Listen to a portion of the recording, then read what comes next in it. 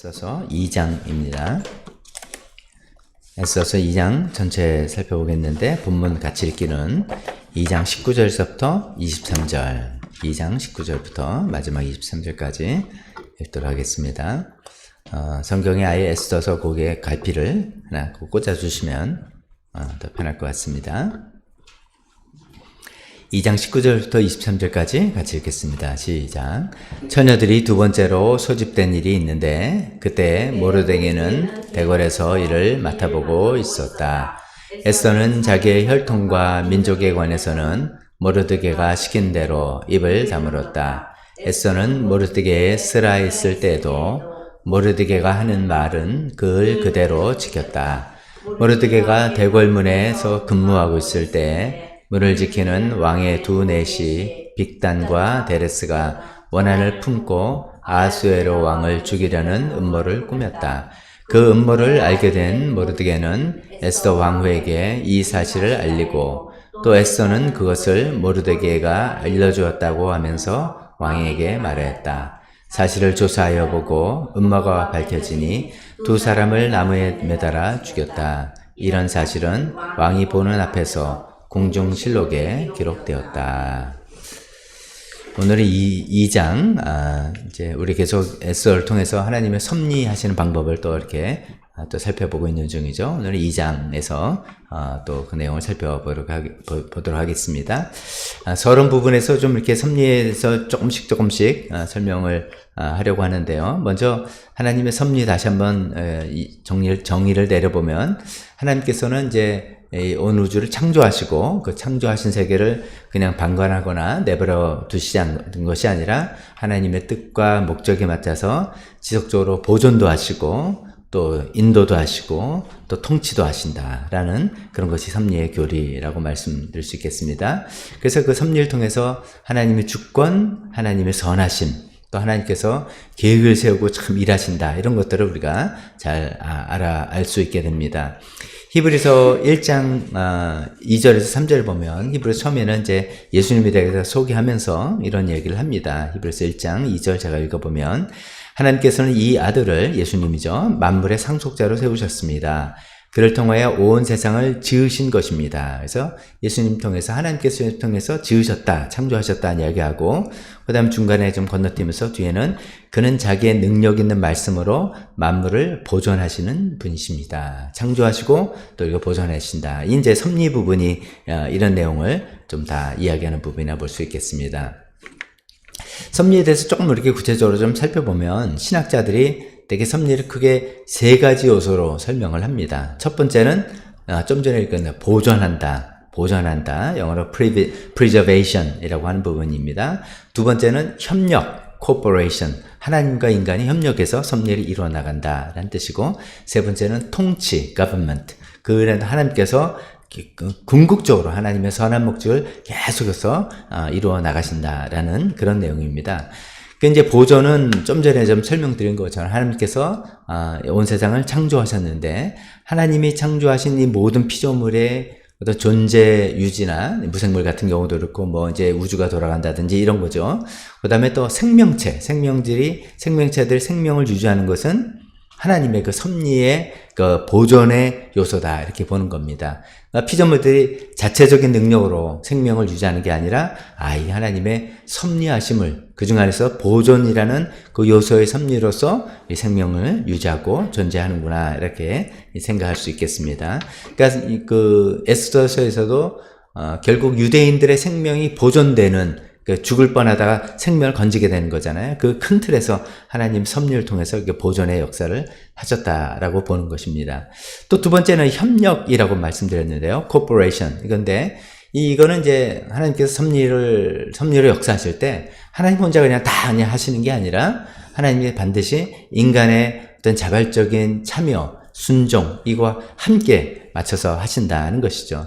근데 한편으로는 이제 하나님의 절대 주권이 있으신데, 주권을 가지고 역사하시는데 동시에 인간에게 주신 자유의지를 존중하면서 그 자유의지를 통한 사람들의 순종, 참여를 통해서, 그러니까 묘한 신비한 어떤 그 신비가 좀 담겨 있겠죠. 하나님 주권과 인간의 자유의지가 충돌 없이 동시에 작동하는 그 방식으로 이 섭리를 이루어 나가신다라는 것입니다. 에스더서 보면은 이제 모르드게의 역할이라든지 특히나 이제 에스더가 죽으면 죽으리라 이게 이제 하이라이트죠. 이런 것들을 통해서 그런 인간의 협력을 통해서 하나님의 섭리를 이루어 나가신다라는 것을 볼 수 있습니다.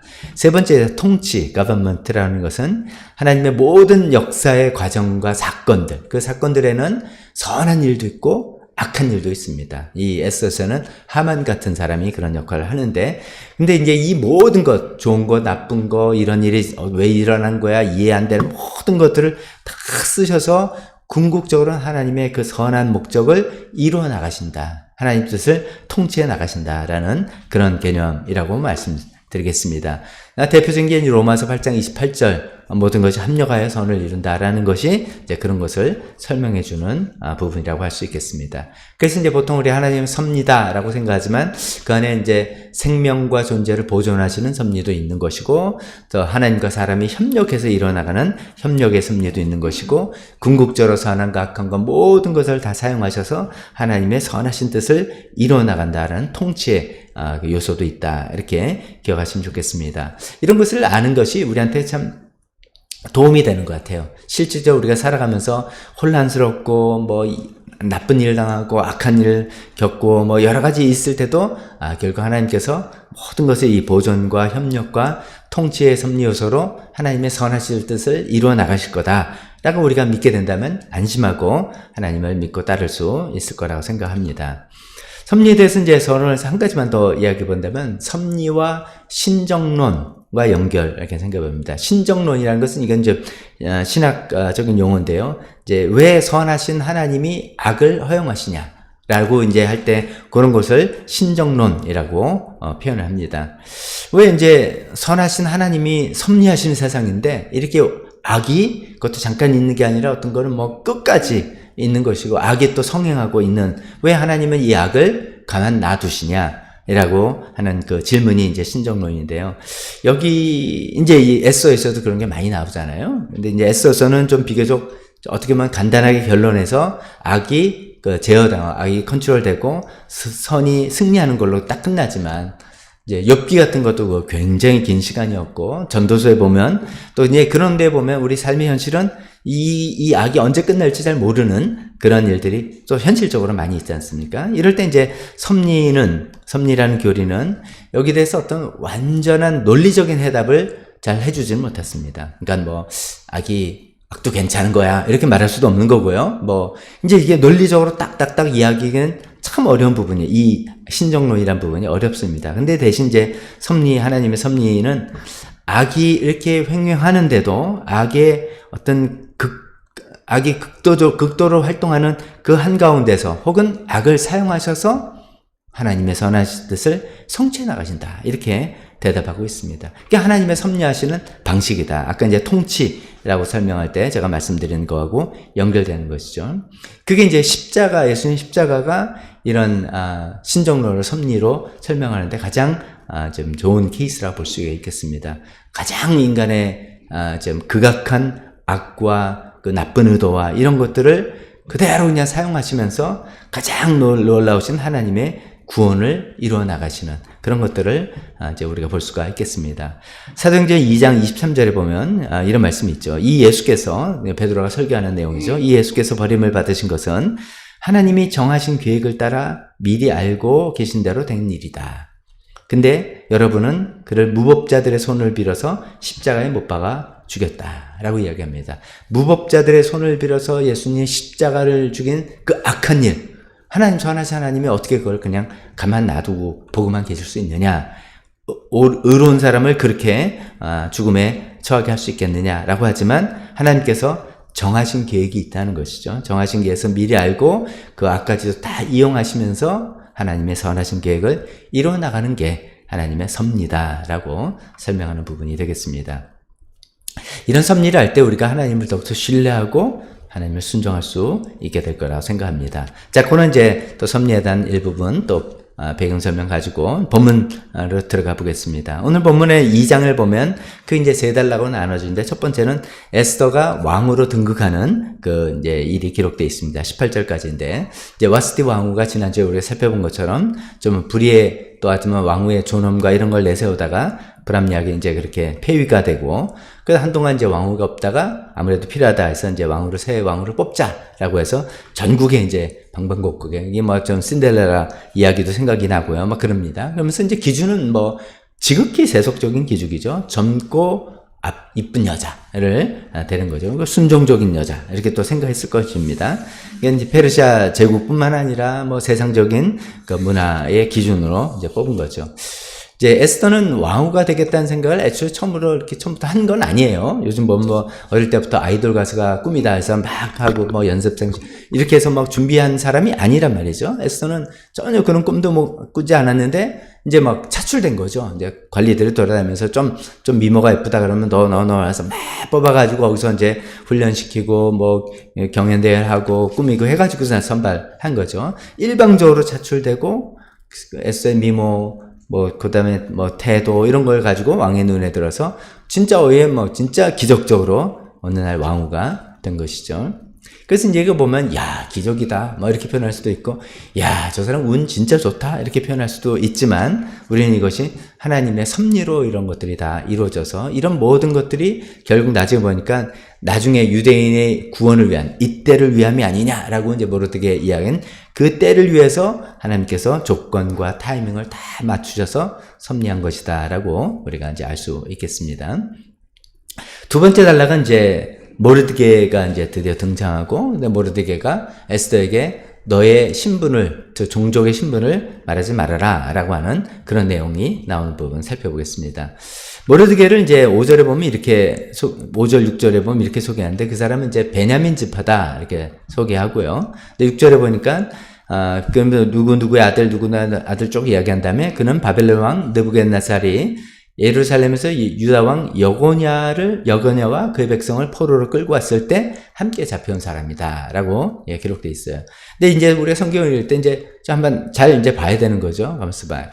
여고냐 왕이 포로로 잡혔을 때가 언젠가를 또 기억을 해보면 완전히 멸망한 건 3차 포로고 이때는 1차 포로 시기입니다. 그래서 주전 597년, 우리가 이제 조금만 검색해보면 찾아볼 수 있습니다. 주전 597년인데, 에스더가 왕후가 된 거는 이제 처음 사건의 발단이 와스디 왕후 폐위될 때가 이제 180 잔치했을 때가 제위 3년째였단 말이죠.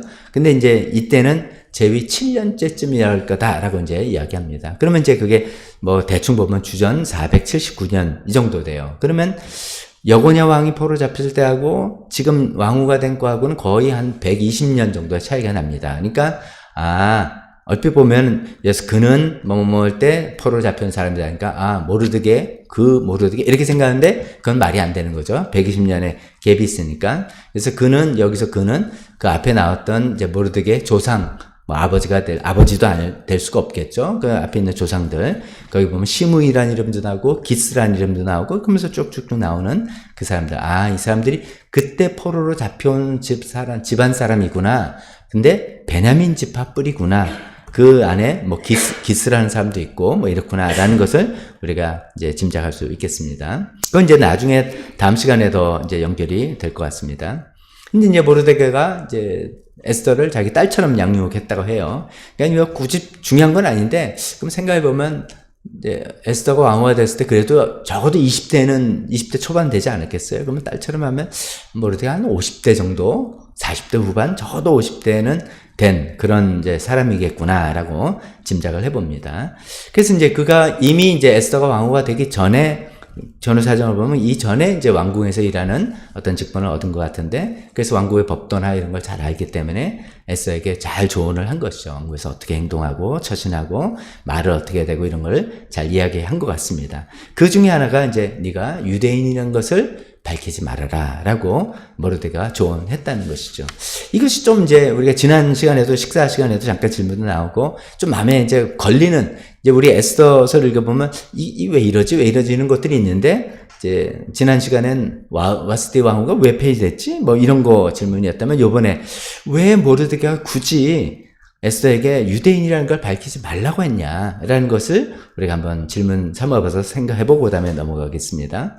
성경 보니까 두 번이나 신분을 밝히지 말라고 두 번이나 돼 있어요. 10절에도 있고 20절에도 있어요. 근데 한편으로 보면 야 이거 좀 비겁한 거 아니냐. 자기가 특히 왕후가 되려고 이제 선발 과정에 참여한 사람인데 자기 민족적인 신분을 뭐 숨기고 뭐냐 이렇게 생각할 수가 있는데 저도 이제 준비하면서 생각해보니까 대충 이런 생각이 들었습니다. 첫 번째로 가장 이제 간단한 거는 여기서 에스더가 당신 유대인이야? 근데 저는 유대인이 아닙니다. 이렇게 대답한 건 아니라는 상황이에요.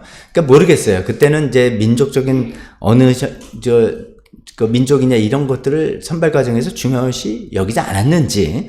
그러니까 이 뉘앙스를 봐서는 나는 유대인이 아니다라고 적극적으로 이렇게 뭐 소위 그런 거 거짓말이잖아요. 그렇게 한 상황은 아닌 것 같아요. 질문을 받지 않았기 때문에 굳이 드러내지 않았던 뭐 그런 방법이다. 그런 상황인 것 같습니다.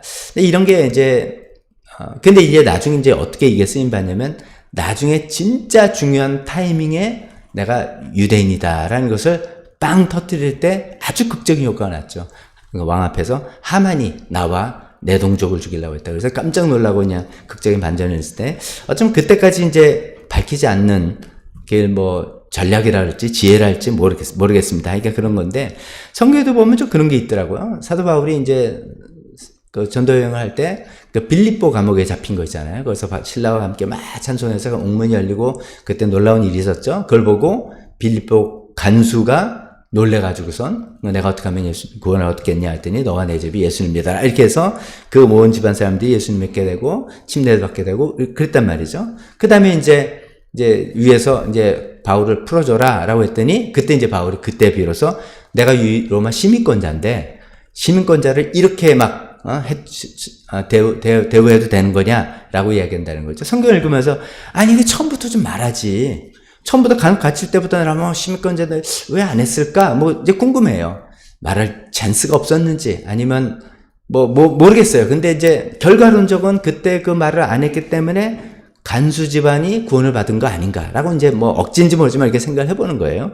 그러다고 그 다음에 그런 구원의 역사가 있고 난 다음에 그 이제 자기가 로마 시민권자를 밝히고 그러니까 이제 높은 사람이 와가지고 아유 죄송합니다 하면서 조심히 가시라 이렇게 이야기했던 그런 일도 좀 생각나서요. 뭐 하여간 뭐 모르겠습니다. 이제 왜 처음부터 밝히지 않았나 굳이 밝혀야 될 상황은 아니었던 것 같고 그것이 결과적으로 나중에 밝힌 게 도움은 됐네 이렇게도 생각해 볼 수가 있겠습니다.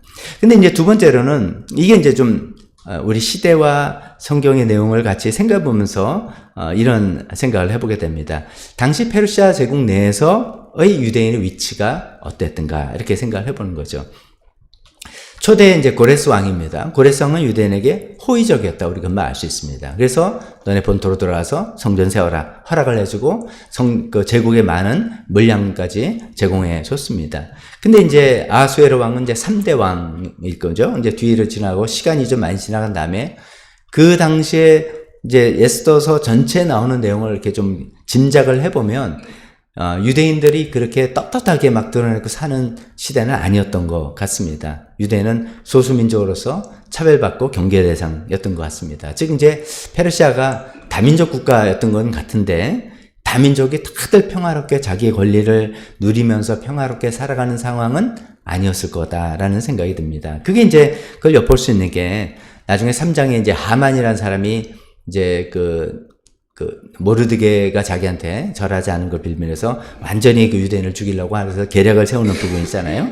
그때 이제 하만이 왕에게 이렇게 이제 이야기를 하는데, 이 유대인들에서 이렇게 이야기하는데, 이렇게 얘기합니다. 제가 중요한 부분만 이야기하면, 여기 이제 그러니까 왕이 다스리는 이 나라 안에 한 민족이 있는데, 한 민족이 자기들끼리만 모여서 사는 뭐 가로하면 아주 못되고 이상한 애들입니다. 이렇게 하는 거죠.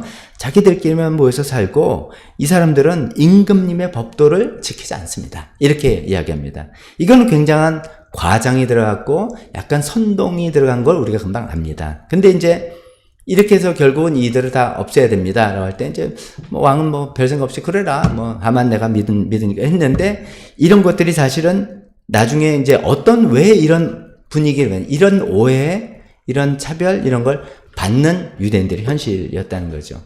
유대인들은 이제 그 페르시아에 살면서 페르시아 제국의 법을 안 지키고 못 살죠. 지키고 살아야 되고 그렇게 또 충실하게 삽니다. 동시에 자기네들 율법을 지키려고 굉장히 애를 썼습니다. 뒤늦게 나라가 망한 이유는 우리가 하나님 율법을 지키지 못한 거다라는 그 통렬한 그 완성이 있기 때문에 그걸 지키려고 그 땅에 삽니다. 근데 이제 어떤 거는 이게 조금 상충되는 또 이렇게 이상하게 보이는 것들이 있잖아요. 예를 들면 우리는 꼭 안식일 날 쉬어야 됩니다. 라고 할 때 그 페르시아 제국에서 그게 쉬운 상황은 아니었을 겁니다. 어떻게 했는지는 모르지만 그런 거라든지 얘네들은 음식도 뭐 이상하게 꼭 가려 먹어. 뭐 이런 거라든지. 뭐 할례를 한다든지. 이런 것들이 다른 민족들이 볼 때는, 쟤네들은 이렇게 유별나고 이상한 애들이고 막, 그러니까 지네끼리 모여 살고, 우리 제국에 동화 안 되고, 이상한 애들이야. 뭐 이렇게 보이게 되는 거죠. 게다가 이제 우리가 유대인에서 좀 아는 지식은 그들은 이제 머리가 좋으니까 뭔가 해서 이제 자리도 잡고 돈도 이렇게 벌고 재산도 이런 것은 또 시기와 질투가 되는 거기도 하죠. 이런 분위기가 분명히 있었다는 것이죠. 그래서 비록 하만의 계략이 실패로 끝나긴 했지만 제국적으로 유대인들 다 말살하자라고 할 때 굉장한 호응을 받았던 거죠. 이제 행간을 읽어보면 하만을 통해서 그런 이야기가 나왔을 때 다들 속으로 좋아했던 거예요. 왜? 꼴보기 싫은 유대인들 다 처리하고 쟤네들 재산 다 뺏을 수 있는 절호의 찬스가 왔다. 이게 제국적으로 이제 수산이란 수도에서만이 아니라 제국적으로 전국적으로 있었잖아요. 다들 그래 내가 기회가 왔어. 쟤네 그렇지 않아도 꼴보기 싫었네. 쟤네들 다 이런 분위기의 대상이었다는 거죠. 유대인이. 또 그렇게 볼 때 뒤에 보면 또 좀 유대인들이 뭐 지나치게 막 또 보복을 하잖아요. 그것도 하루 안 되고요. 뭐 며칠 더 달라고 그러고 막 하는 것도 그들이 평소에 당했던 괄시 뭐 이런 거에 반영이 아니었나라도 생각을 해보게 됩니다. 아마도 이제 모르드게가 이제 이런 분위기를 너무나 잘 알기 때문에 에스더에게 너 굳이 네가 유대인이라는 것을 네 입으로 먼저 이야기하지 말아라. 이거는 함구하고 있어라라고 조언한 게 아닌가 싶습니다. 근데 이제 나중에 아까도 말씀드렸지만 이 처음에 말하지 않은 이 일이 나중에 하나님의 섭리의 커다란 도구가 되죠.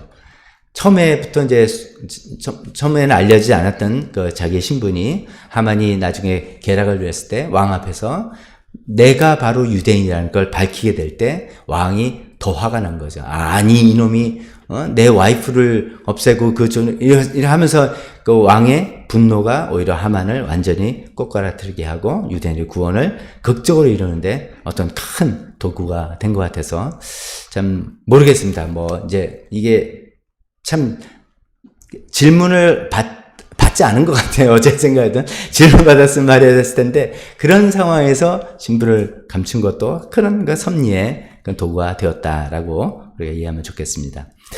세 번째 단락은 모르드게의 충성의 부분입니다. 모르드게가 암살의 음모를 듣게 되고 그거를 왕실에 전달해서 그걸 방지하게 된 그런 것이죠. 아까 말씀드린 것처럼 모르드게는 그러니까 왕후가 되기 전에 이미 이제 궁정에서 일을 하게 된 것 같아요. 이제 대궐에서 일했다. 또 문에서 일했다. 그러니까 어플 보면 문직인가 이렇게 생각할 수도 있습니다. 뭐 그럴 수도 있는데 근데 이제 고대 근동사에서 그 문이란 것이 우리가 잘 알잖아요. 재판, 행정 뭐 여러 가지가 일어나는 곳이니까 그게 꼭 문직일 수도 있지만 일종의 어떤 행정관리 뭐 그런 거였을 것 같습니다. 그러니까 이 내시들의 말을 들을 수 있었겠죠. 문지기가 어떻게 내시들이 암살 음모하는 걸 이렇게 듣겠습니까? 그러니까 그냥 거기 안에서 어떤 행정관료 하급인지 중급인지 뭐 그런 어떤 역할을 했던 사람인 것 같아요. 그러다가 이제 우연히 왕을 암살하려는 그 내시들의 이야기를 들었습니다. 재밌게 여기도 나오고 뒤에도 나오고 내시의 이름들을 기록한 거 보니까 이 사람들이 꽤 영향력 있는 사람들이었던 것 같아요. 굉장히 중요한 사람들이 왕을 암살하려고 막 음모를 꾸미던 것을 알게 되고 그래서 에스더에게 이야기하고 에스더도 잘했죠. 에스더가 우리 삼촌 모르드게가 합디다라고 하면서 이야기를 했어요. 그래서 사실 주사니까 사실이라서 그 두 내시는 남에 따라 죽게 되고 그 다음에 그것은 궁중실록에 기록이 되었다. 이렇게 말하고 있습니다.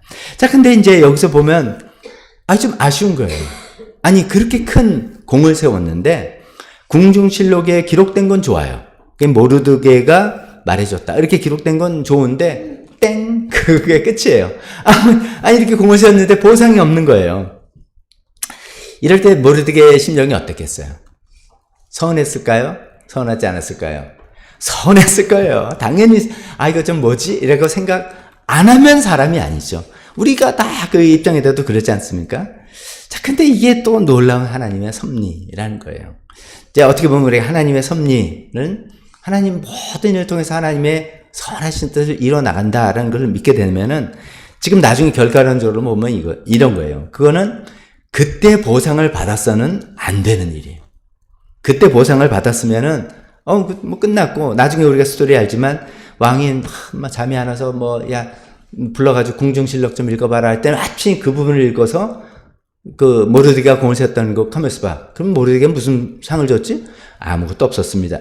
말이 안 되지. 이렇게 해서 이제 된 거잖아요. 그러니까 이미 그때 보상을 받았더라면 이런 놀라운 극적인 반전은 될 수 없었던 그런 것이죠.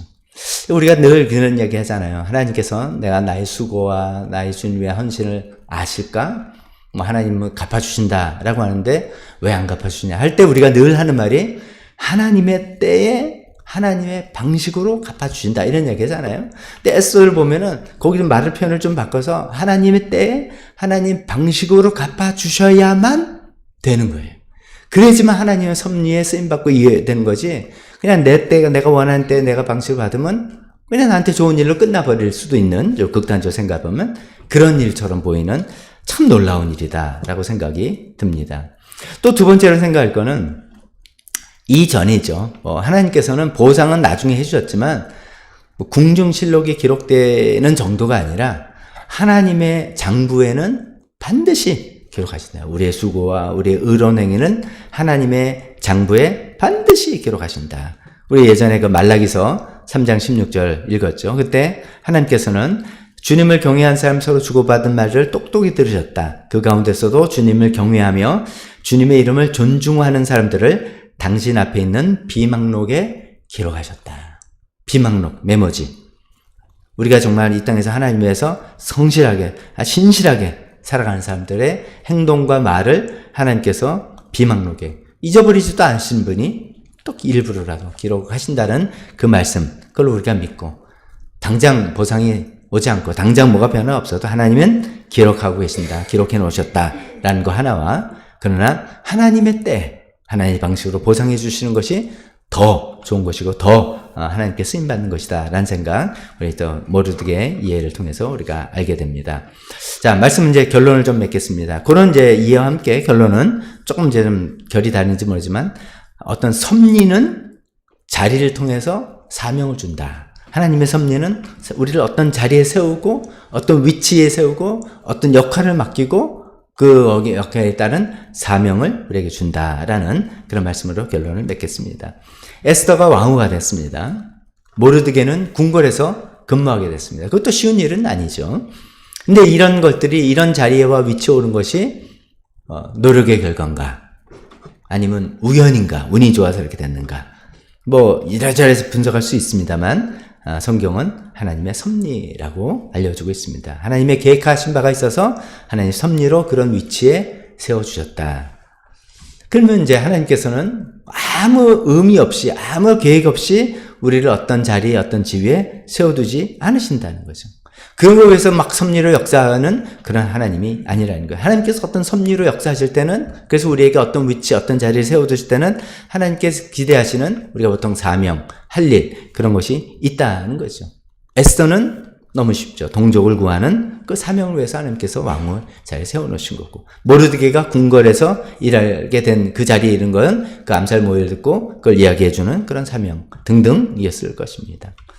그걸 이제 결론을 생각해보면서 이제 우리에게 스스로에게 질문을 던져보면 나는 지금 어떤 자리에 있는가? 나는 어떤 자리라는 게 어떤 공식적인 자리만이 아니겠죠. 내가 어떤 역할을 하는 위치에 있는가? 이렇게 생각하는 것이죠. 나는 어떤 역할을 하는 위치에 있는가? 어떤 역할을 하는 자리에 있는가? 근데 그 자리에 오는 게 이게 나의 노력의 결과인가? 아니면 우연이 된 건가? 아니면 하나님의 섭리인가? 생각해보는 것이죠. 이게 만약에 하나님의 섭리라면 하나님께서 뭔가 기대하시는 분명한 사명이 있을 거다. 그것이 무엇인지 나는 알고 그것을 내가 찾아서 순종하고 있는가, 따르고 있는가, 아니면 그냥 주님께서 주신 자리를 그냥 즐기고만 있는가, 아니면 그 자리에 따른 사명을 찾고 그것을 따르고 있는가? 이것은 우리 각자에게 던져야 될 질문이라고 생각합니다. 그런 질문을 또 생각해보면서 기도하는 시간 갖도록 하겠습니다.